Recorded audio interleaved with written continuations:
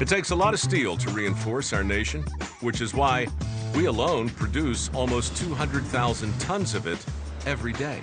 More than enough to rebuild the Golden Gate Bridge 2 times over. And these days, a great deal of that comes by way of recycling. In fact, steel is actually the most recycled material on the planet, more than aluminum, copper, paper, glass, and plastic combined. And with the development boom sweeping the nation, Gerdau Steel in Midlothian, Texas is moving more than their fair share of that to keep up with demand.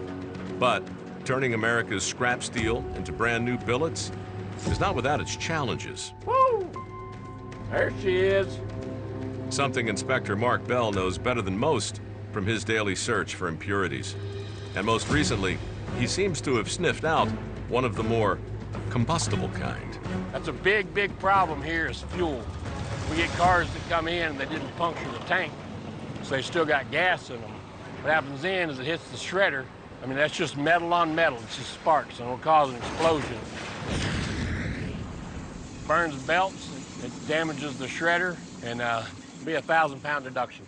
To render the car safe for shredding, Mark uses his near-surgical grappling skills to take care of the remaining fuel. Got it. It's empty now. But Mark's job here isn't just to sleuth out impurities. Hey, Mark, we got a jam in the shredder. Can we borrow you for a second? It's also to do anything needed to keep Gerdau's steel shredder running. But it appears that Mark's fellow workers have beaten him to the problem. Get it. Stuck in the feet, you have cross mag. With 200 yards of belts, wheels, and pulleys, jams like these are inevitable. But the important thing is that the system can now get back to the task of shredding and sorting recyclable steel. There's 3 points where the material's picked up. There's mag 1 and mag 2 on the towers up there, and this is the cross mag, and it'll pick up whatever ferrous material is left that the main 2 magnetic towers might have missed. As the belt makes the corner, it hits a dead spot where it's not magnetized. It falls into that chute, which is where our bar was stuck a few minutes ago, holding up that material. And then it'll go right up that belt, the one that's heading out to the shred hill. The good shredded material that's going on down to the melt shop. Back at said melt shop, and with 100 tons of said scrap already in the furnace, operator Jeff Rowe steps out of the 100-degree heat and into the control room while a second load of scrap is dropped. So going 330,000 pounds of scrap this time, about 150 tons liquid after it's all processed. And then we'll swing in and start arcing on it. Ah yes, the arcing process, through which graphite rods are lowered into the scrap and shocked with 1/2 the heat of the sun. Jeff prefers to stay in the control room for that too. That's a whole lot of electricity. About 70,000 amps a phase going through 3 electrodes. Touch the scrap, makes an arc, real hot flame comes out of it, melts it down. But once the fireworks subside, Jeff has to head back out onto the melt shop floor to conduct some critical testing. It's a temperature lens. Goes on our catfish bowls. When we take the temperatures and the carbon readings for, so we get it right for the heat to make.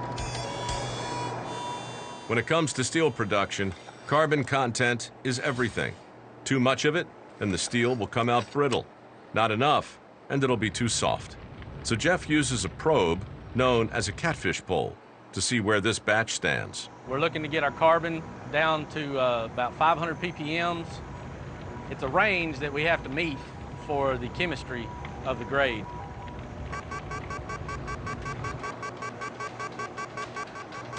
Yeah, we got a little problem. We got too much carbon in the furnace, so we have to quit running on it so it doesn't get too hot.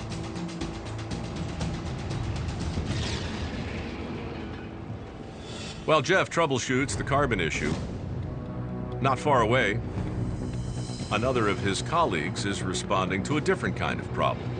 because it takes a total of 11 cranes working in unison to keep Gerdau steel fully operational.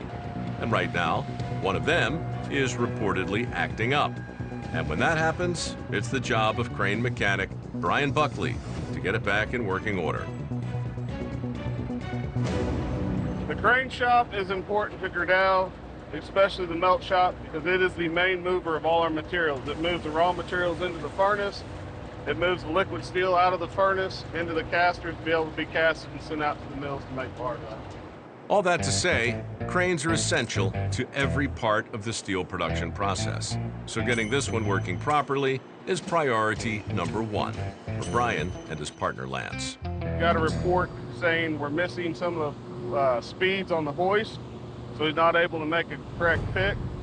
There you go, assess and see what is going on with the crane. To do that, Brian must journey 80 feet above the melt shop floor, where, on a summer day like today, temperatures can surpass 160 degrees. And since that's plenty hot enough to cook a chicken, company policy dictates that he can only be up there for 15 minutes at a time. Hopefully, long enough to diagnose the crane's problem. All right, Scotty, you said reset? For that, Brian will have the operator put it through its paces while he looks for anything out of the ordinary. Let's take your main hoist down, stepping it out. First point. I've got first point down. Main hoist.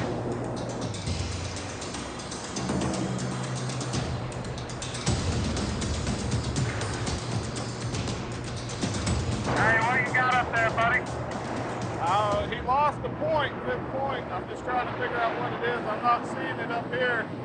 It must be down in the E-house. We'll have to check it out. You probably need to go ahead and come down here. It's awful hot up there. Yeah, it's real hot. All right. Well, the good news is Brian won't have to go back up.